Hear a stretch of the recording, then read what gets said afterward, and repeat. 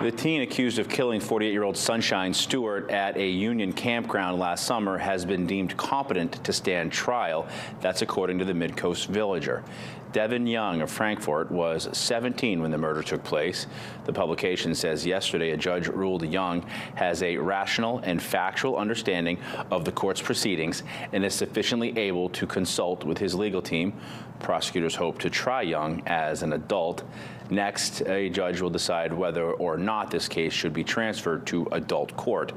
If that moves forward, the case would be presented to a grand jury for an indictment. If Young is tried as an adult and convicted, he would be facing up to life in prison. If tried and convicted as a juvenile, he would be released when he turns 21.